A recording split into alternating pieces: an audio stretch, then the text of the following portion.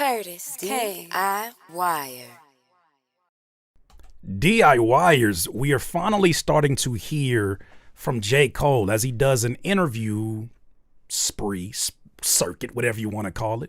And his first stop was with Apple Music and the legendary Nadeska, who handled this interview really well.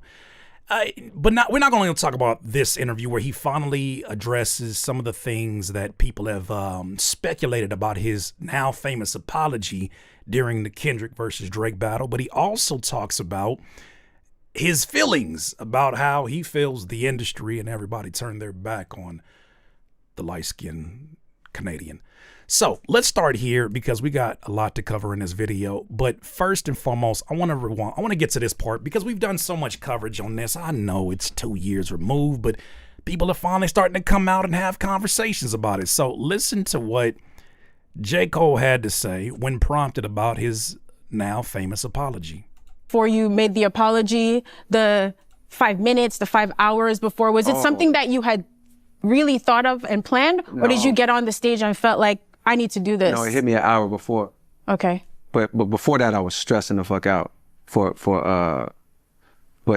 in the moment that the idea came to me, like via God, it's like, oh man, I lifted and I got light and I got excited. I got so excited because, you know, to tell you the 2 or 3 days before that, it was like, oh my, nah, this is terrible, because I felt like I misrepresented myself. You know what I mean? It's like all of a sudden I'm giving life to well, we gotta debunk one thing. First of all, he's saying now, I shouldn't say saying now, he's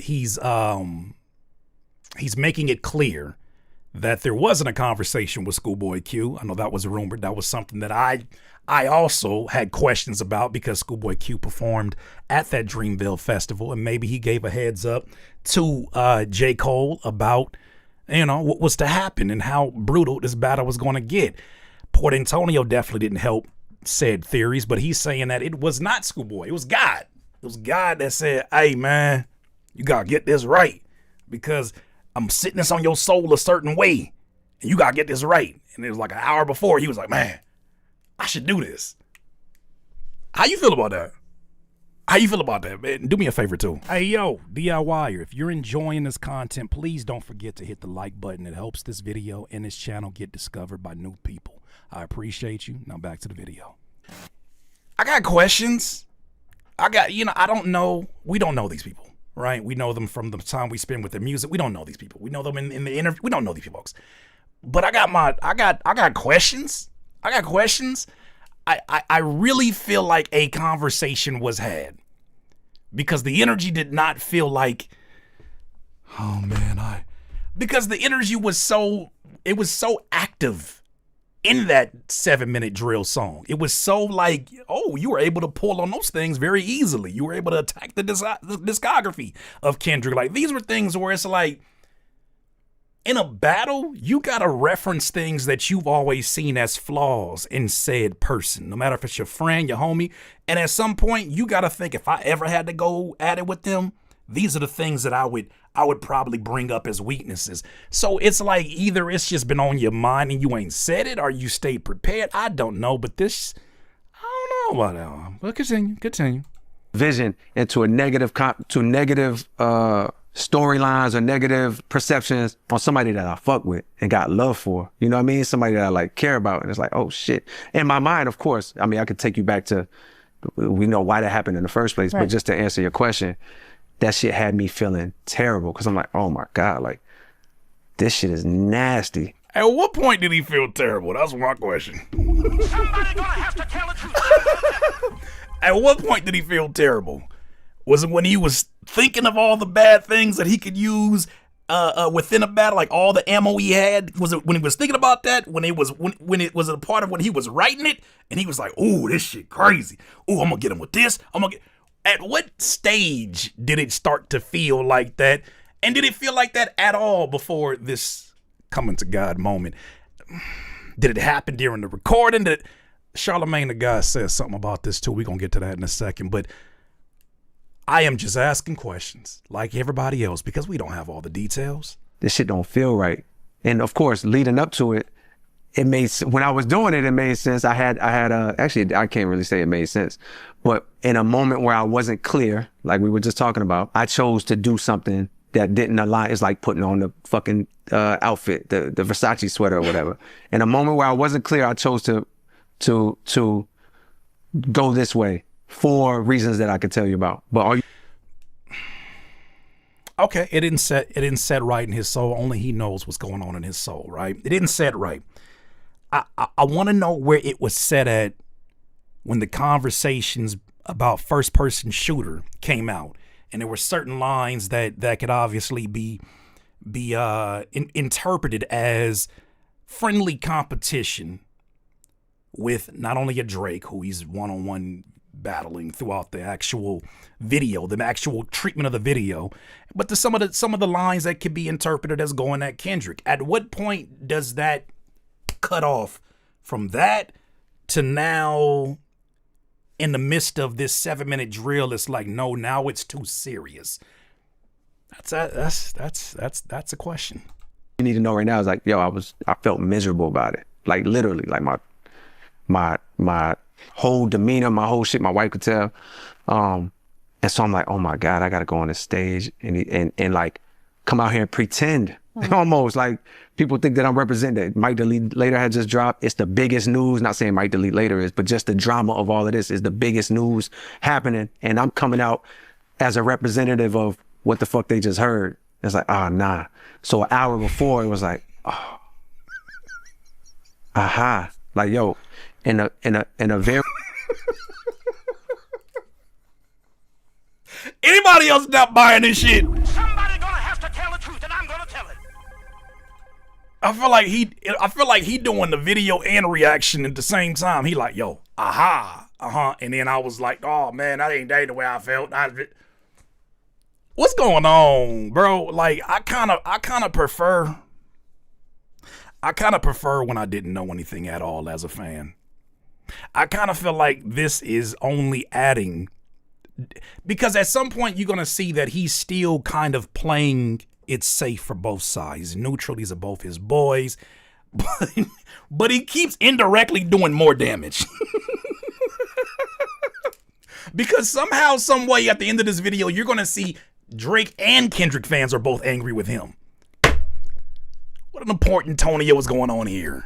very loud manner, you know, on a very public forum on your album, you said some shit you didn't believe in. Now you got the opportunity to go on a bigger forum, you know what I mean, a bigger stage is being live stream and say something that you believe in. But when you in a battle, in any competition, when is it ever a matter of I believe? Like, if we're gonna call it a friendly fade, which I think it ultimately would have been between a Kendrick and a J. Cole, if it's just rap shit and y'all came up on the same, he's an 85 baby, I'm an 85 baby. If you came up on the same rap competition, competitive shit that we know this to be, and yeah, can it get to a place where it becomes unhealthy? Absolutely. That's why it's important to establish what this is. It's the same conversation that you saw within the songs that Kendrick had with Drake. Hey, we can keep it a friendly fade, but like, don't tell no lies about me and I won't tell no truths about you. Keep family out of it. Oh, we're going there. Okay, well, now we got to go. At what point, and this is what I think as I'm listening to this, right? As I first started going through these videos, it made me feel like that's what's pushing the narratives that are out there, I think, of fans feeling like there may have been some healthy amount of jealousy that existed for whatever reason. I don't think he makes that any better with the clips that we're seeing from this Cameron interview, but why does it hit you so hard? And why did you say it?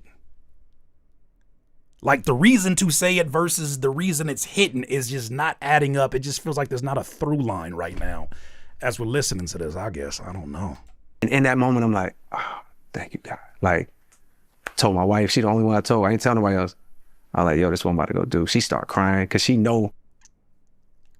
Did his wife approve this? Somebody gonna have to tell the truth, and I'm gonna tell it. Why you telling your wife business, bro? You can't. You know these scavengers on the internet? Why you bring your wife into this conversation? And why did you say that she was tearing up? damn it, you could have just said she was emotional. Because y'all got good relation. Just say she emotional. But why you say she crying? Why you tell the internet that shit? Don't tell the internet this shit, bro. Yeah, that I can see why. I see some folks on the timeline saying he threw his wife under the bus in this circumstance, but damn it, man, you gotta keep these folks, you gotta protect these folks, you gotta keep these folks out of these conversations.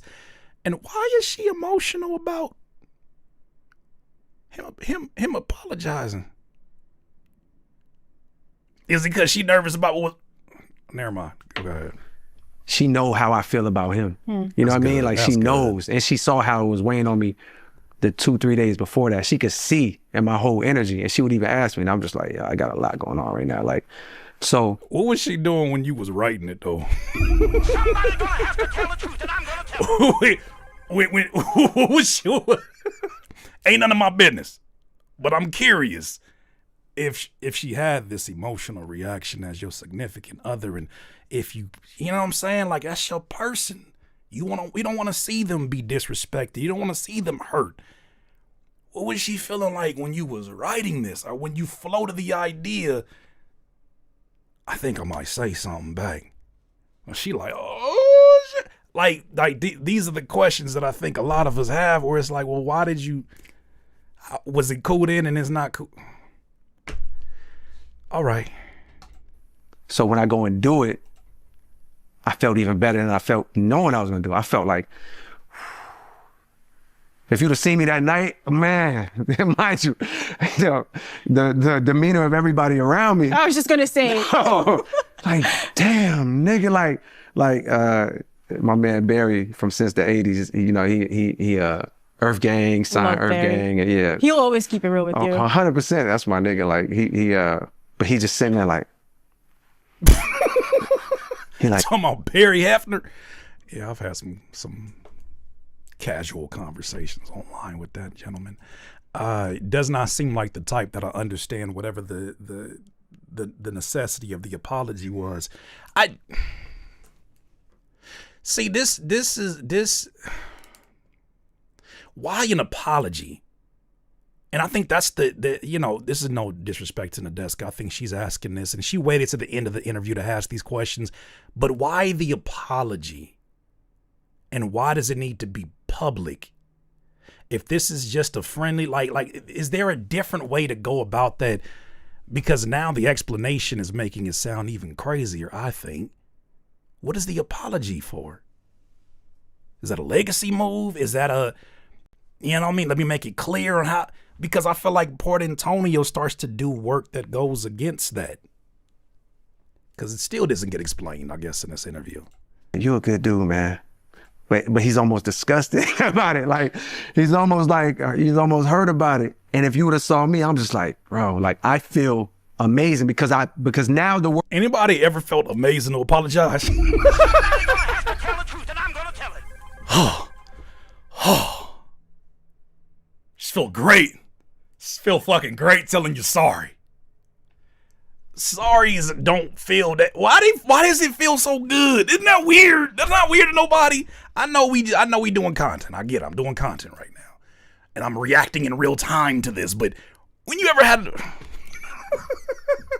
it's liberating if you're wrong. Okay, thank you for saying that, because this is the point that I want to get to. So then, do you really feel those things that you said in that song if you wrote them down from a place of, this is my competitive advantage over you? Because I remember, like, you remember my original theory, right? My original theory was that I think Drake gassed him up to be the first one to jump out there and be a crash dummy. I feel like some of the talking points were some of the same talking points that got brought up in the battle, right? His discography, ain't got no classics, yada, yada, yada. I feel like he brought up some of the same points, but he used Cole as the testing subject. Let's see how that lands. Ooh, not gonna bring that up. That didn't land well. Well, let me go find some other talking points from here. Hey, man. The world knows how I really actually feel. But this is what is mind-blowing to me, right? the reaction that everybody had, and we'll talk more like later, especially now. Hey, God bless him. Shout out to Nadeska. She handled that well. All right, so the Breakfast Club. So if I don't know if you've heard it, but Cameron and J. Cole put out a clip the other day where J. Cole walks into the studio and he's like, "Hey, Cameron, what's up with this lawsuit? Oh man, didn't expect to see you here." Okay, it's content. This interview is going to go crazy. We haven't watched it as of the recording of this. It comes out later today, but they had a clip, right? And it shows that they're going to have an interview. Well, some of the interview clips actually were not leaked, but given exclusively to the Breakfast Club. And yeah, here's some of the clips here, and here's a reaction from the Breakfast Club at the same time. Peep this out. So J. Cole sat down for an interview with Nadeska for Apple Music, but at the same time over the weekend, it was revealed that him and Cameron finally had their sit down 101. And the reason why this was like such a oh shoot moment was because there was the issue about Cameron filing a lawsuit claiming that J. Cole owed him an interview for a verse that he did. It was supposed to be in return, and that didn't happen. Mm-hmm. So now they finally had their moment. I got some advanced. I swear y'all are the second host. Does he think Kendrick was devastated after 7 Minute Drill and his apology was for him or for the fans? It doesn't make sense. Yeah, I did. When you listen to 7 Minute Drill, it does still sound like somebody who's like, "I'll battle you if you want me to.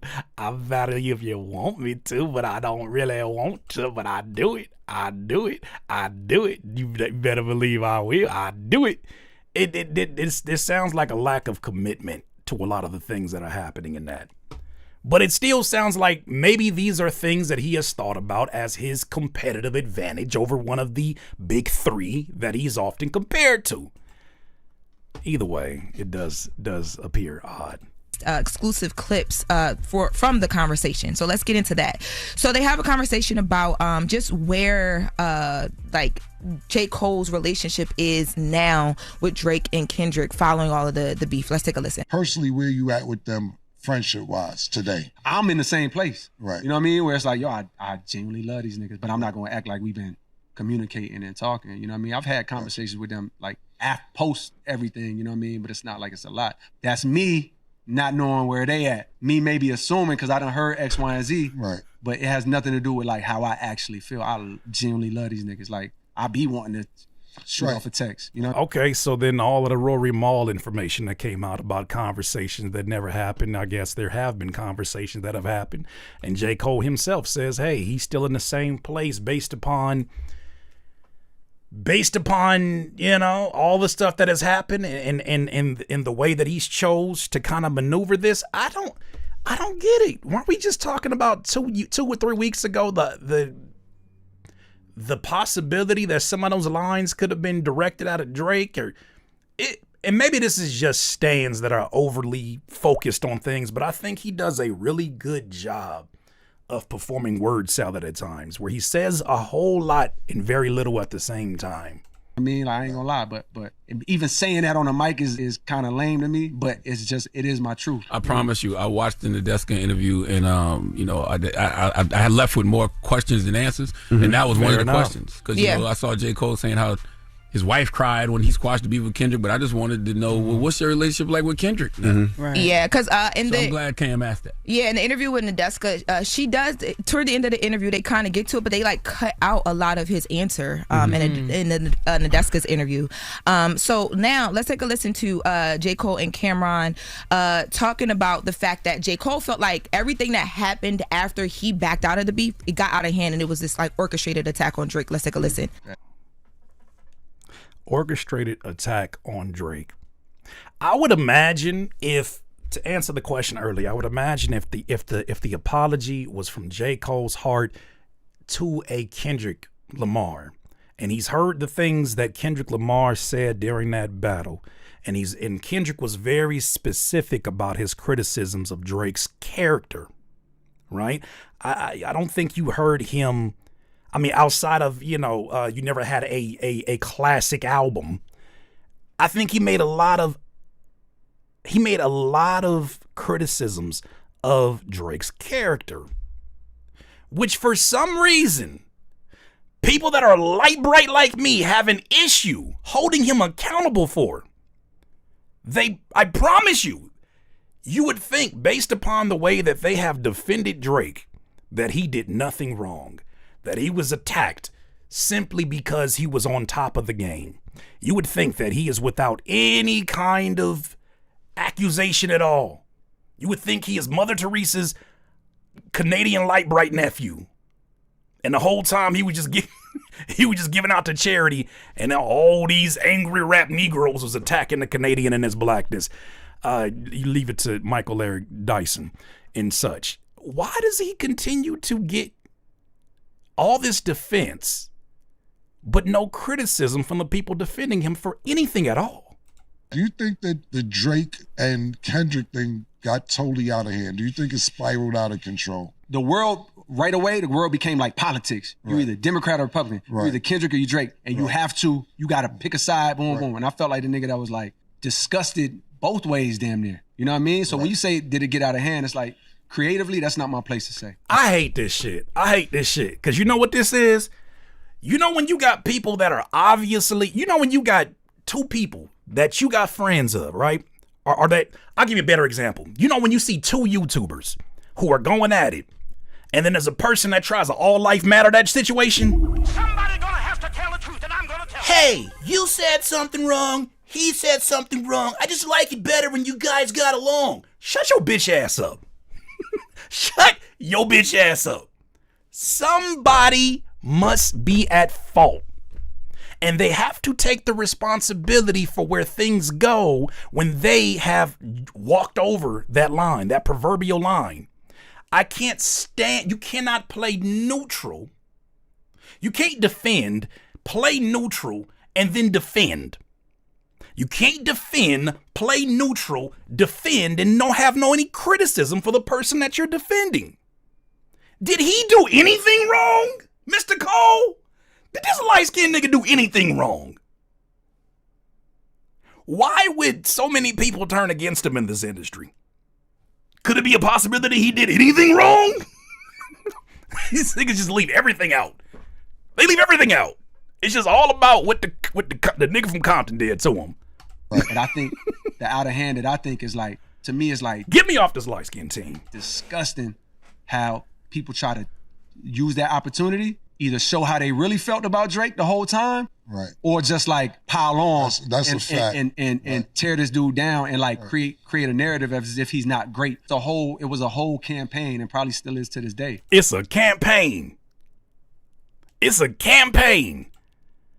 What was it when Drake was bringing up and making imaginary stories out of lyrics that he didn't understand on Mr. Morale and the Big Steppers about people being domestically abused that he made up, about kids not being Kendrick's because of his social media brain that's like that big, saying, well, she only following Dave Free on social media. She not following this nigga that never's on social media. I don't care about that. But there's never any kind of like accountability for the people who do all this defending. And I think that's odd. I don't know how much of that is purposefully done, but I think it's very interesting that they never bring up anything he's ever said or done. That's why we gotta do these stories. Right. So on one hand, it's like, yo, I feel weird, and they're gonna make headlines out of this. Just like when I see Kendrick get the moment he had, the pop out, the stadium, the Super Bowl. Not get the moment, earn the moment. Can we please? Somebody gonna have to tell the truth, and I'm gonna tell Now them lyrics is starting to sound like you might have felt a certain type of way without knowing him, without knowing anything. Them lyrics now feel like 7-minute drill was a passive aggressive way to get your shit off. And it's not just Cole. I feel like rap battles nowadays have become that, where you get one person that's really, really jealous of somebody else, but they use hip hop as the mask to get their jealousy off. They use competition and hip hop and battling as, oh, no, niggas is just saying whatever we can say. No, I think a lot of people get a lot of passive aggressive feelings off and they mask it as hip hop. And this feels like one of those where it's like you said a bunch of shit And you felt it in your soul because now niggas know how you really feel, I think. Now people didn't heard like, oh shit. That's a little bit too close to that sound like a little bit too close to the truth. Is that how you really feel? Oh no, it's in the name of rapping it. How I know that? Cause niggas be dissing me all the goddamn time. I tell a nigga I don't like his song. He go home and create a worse song in 3 minutes. He create a worse song than the one that I critique. He go make a whole 3-minute diss song, and that shit it sound even worse because he feeling we hurt. They feeling we're hurt. I don't know. Look a little weird under the light. The Grammys. 3-minute drill is nasty. I'm like, I'm just as proud of this nigga as I was when I knew him back then. But I also hate that for Drake. And he said I was just as proud of him then now as I was of him then. You mean when he was the little homie because you was already at one point in time, J. Cole was seen as someone that Kendrick would talk about in these Heart Part 4, where he said like he went to the XXL freshman photo shoot and he was like, if J. Cole don't show up, you think, you could try this in the name of competition. Like he at one point Cole was here and Kendrick was on the rise. Now, what happens when it becomes a very drastic shift in that? What happens after you got your shit off and people did not take it serious? What happens now when you see that person blossom? It's just, it's odd because you know what I feel like is the through line, and I hate to put J. Cole in this because I don't know him like that. But between the OGs that had all of this crazy shit to say about Kendrick, who still ain't said much, between all the artists that benefited or that contributed to the colonizing by giving up the culture to a said Drake, they all have a way of finding a way to defend the worst of behavior. But they all have a way of trying to belittle the accomplishments of the guy who earned it. What do you mean those moments? That's interesting. Hate how the world turns on him. And simultaneously, I'm over here like, man, I hope Iceman go crazy. I'm done. I'm fucking done. He said he hopes that Iceman go crazy. That's your dog. You want to see it go crazy. Do you also hope that he might change the title from Iceman? Somebody gonna have to tell the truth, and I'm gonna tell it. That's my dog. And I want to see him have his moment to come back because he went through a lot of shit. Do I wish he was more accountable for the things that he said, like rapping to try to get the slaves freed? Hell yeah, I wish that would have happened. And matter of fact, he gonna have to deal with them kind of things. The things that he said, I think he went over across the line when he talked about this man, Kendrick White. I think all of that shit, but I think he's still great at what he does. And I hope that his next album that he comes out, I hope he don't name that shit Ice, man, because right now, the state of this country and calling shit Ice sounds crazy. I don't like all of the right-wing grifting he's been doing. And I think it's really odd seeing the people that he keeps company with. But from the person I got to know, shit, man, like I still want him to win, but I hope that he finds his soul in the process. And I hope he stopped walking on stage with these bullet holes and imaginary sweatshirts and dry ice smoke coming out of it. It don't take much. I mean, even if Iceman goes crazy, it still won't take away the fact that he just lost the rap battle. Yeah, he lost the rap battle. He just lost the rap battle. But Jake, he got his ass kicked in the rap battle. We would have stopped talking about this like we are if said man would have disappeared, man. If he would have just disappeared for a little bit, let it just. Because staying in the public eye has only brought up the black eye. What Cole is saying outside of that, yeah, he lost the rap battle, but the fact that all these different people came on piling on top of him, you know what I mean? People that never liked him, that they showed their true colors when he was at his quote unquote lowest. That's what he said. When you say lowest, now I understand. Like, it's literally just him losing a rap beat. He was getting his ass kicked. Just because you got your ass kicked by Kendrick don't mean that you at your lowest. It's a worthy ass kicking. You know what I mean? I hate making light skin jokes, but I got to. This is the most high yellow post rollout for both Kendrick, and I said for both Drake and Cole. Somebody gonna have to tell the truth, and I'm gonna tell it. Because it's just competition. It's just competition. It's just taking an L. Hey, you lost 21-0 in a battle. I mean, in a one-on-one basketball game. It's okay. It's okay. There's a YouTuber basketball player named MK. You see him beating folks all the time and talking shit, throwing the ball off their head. He shows his losses every once in a while, and he keeps posting content. because thank God he's in the 1 percentile who's able to do this as a living. They keep dragging this and making it more of a dramatic situation than it really is. And it's so light-skinned it. Like if you lose a basketball game to Michael Jordan, you know what I'm saying? You like supposed to get your ass kicked. If you would have won, we'd have been like, damn, Drake, okay. And people still might have took them. I think even if he had won, people still might have took the moment to be like, all right, you won, but like, here's how I feel. Because I just think at that time it was a conversation about let's pull back the veil. Very and hard have a to do conversation that when about somebody's winning. He was never going to win that battle. The last clip I'm going to play from the interview, because I want people to actually go and watch the interview on Wednesday on YouTube, Talk with Flea at 5 p.m. Eastern Standard Time, is them actually addressing the lawsuit conversation, which is what they teased in that intro. Let's take a listen. Actually, we're going to skip that because a lot of folks said what they said. There's another portion of that conversation that I wanted to highlight. And shout out to my folks over at the Rap Roundtable. They actually said this 4 months ago, and I think this does bring something else to light. And I hope that Cameron gets to that conversation, especially when it's rapper to rapper. Maybe we'll get a different type of conversation, different type of clarity. Who the hell knows? Listen to what Charlamagne had to say, and I'm curious about your perspective on this. So much after the fact, right? Him dissing Kendrick. Why was it so easy for you to diss Kendrick? Probably was in the moment. But still, if it's weighing on you so much after the fact and your wife knows you stressing and blah, blah, blah, what about when you was writing the bars? It's probably emotional. What about when you went in the booth to record the bars? You write the bars, right? You think about what you're going to say. Right. You make the words connect. You listen to the beat. Matter of fact, let's reset. And then you put Daylight and Ab-Soul on a song at the end of that same project. Somebody gonna have to tell the truth, and I'm gonna tell it. Strategy's not at hand. Like what are we talking about right now? It just coinkadinks. Lot in the moment to sit down, write a rap, go in the booth, record it, listen to it, mix it. You know what I mean? Like that's not for the moment. Yeah. All right, you had a long time to think about whether or not you should put this out. So if it weighed on you so much after the fact, why didn't it weigh on you so much while you was doing it? Maybe because it was too close to the truth of how he felt. And maybe the same conversation he had with Lil Yachty on that podcast where he said, when I was thinking about the rise of Soulja Boy and I felt these certain feelings. I don't know if he used the word jealousy, but he felt these certain feelings.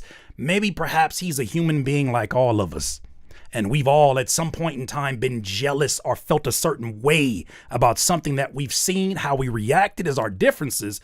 But perhaps he has felt a certain way in seeing somebody that at one point in time was seen as below the level that you're at, start to surpass you and get certain milestones that not just his generation is not seeing, but a lot of these legends who have been so critical of the constant winning of a Kendrick Lamar. It is insane to me that people are not acknowledging and we're not getting more, I guess, transparency on that. It's just a possibility he might have meant that shit. And now putting it out there for the world to consume might be the icky part. Out the booth, let me hear that back. I might want to rap it again.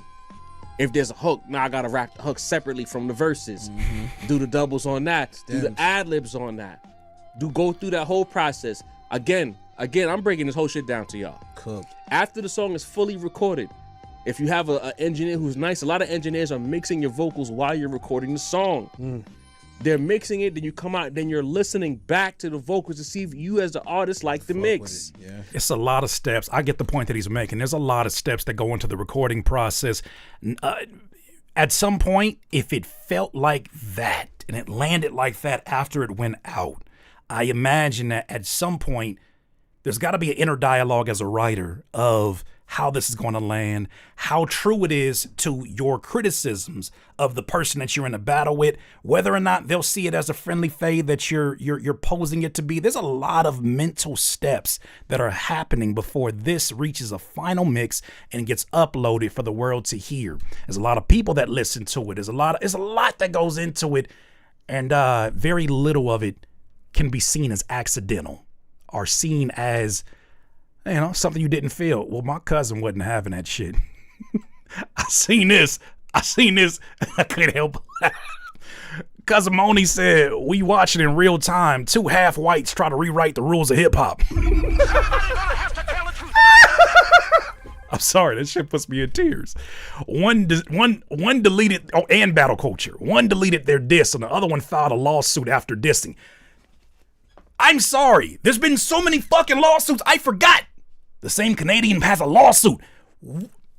Don't do that. Why isn't nobody saying anything about the lawsuit anymore? People act like it don't even exist. But they got an issue with the pop out. What about?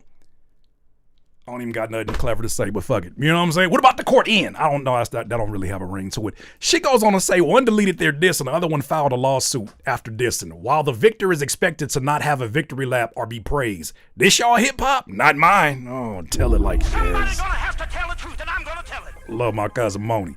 I think the funniest thing that's happened in the process is that. Well, before I get to that, let's get to my guy Jalopy. Jalopy also said, J. Cole is really victimizing Drake in 2026 as if Drake's intentions weren't to ruin Kendrick with the wife beater allegations. I've been told y'all what Cole was on. Yeah, it got tricky.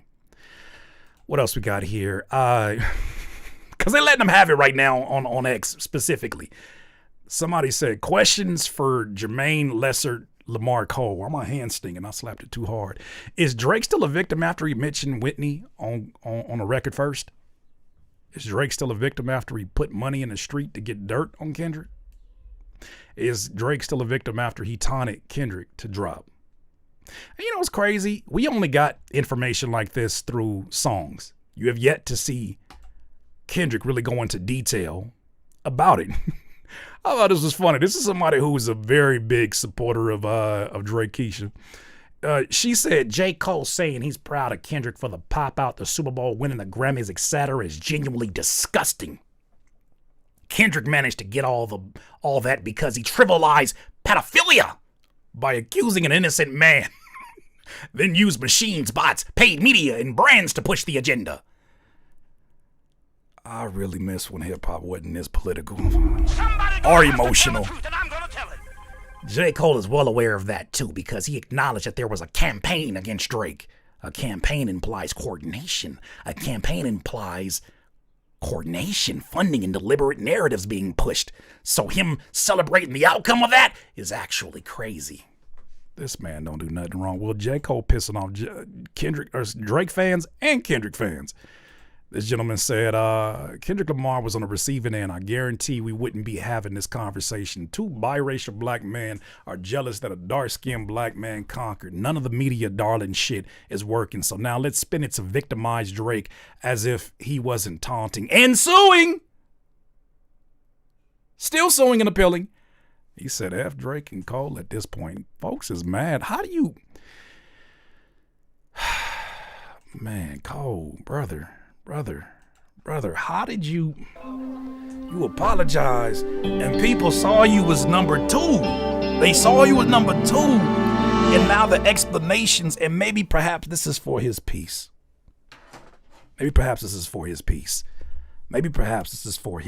this ain't about nobody else.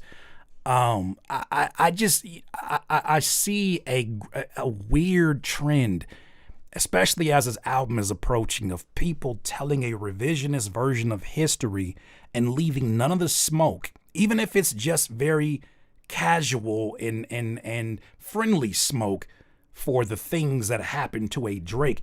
He wasn't the only one in the middle of this. Just because someone benefited from being the victor in that battle does not mean they themselves were not on the receiving end of endless bot attacks and people calling into question anybody who's ever... Remember when somebody literally had took a picture with Kendrick years and years and years and years ago, and then you had all of these media outlets, including a big academics, trying to spin that into one of Kendrick's homies got caught in a pedophilia sting. Like, they were trying to pin whatever they could, and I know that the tide has changed for a lot of these outlets, but let's not act like it was all peaches and cream and Super Bowls and fucking Grammy Awards the entire time.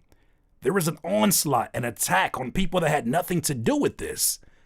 But yet there is no acknowledgement or accountability for the other guy because he lost. You know what happens in sports? This is why this doesn't make any sense to me. You know what happens in sports when a team loses and loses badly, right? And makes bad mistakes? They question the coach's job, right? They question, does this team have what it takes to really take it and lead this league into the future? They question their actions, just like any sports fan would deal with that. So it's just weird to see this now where it's like, no, you can't do that. You got to leave him alone. He is a human being. Yeah, everybody's human beings involved in this. It's just it's an odd media rollout right now, and I anticipate that we are only getting started. Jesus, DIYers, those are my thoughts. Let me know what you think. DIY. Tear in your eye.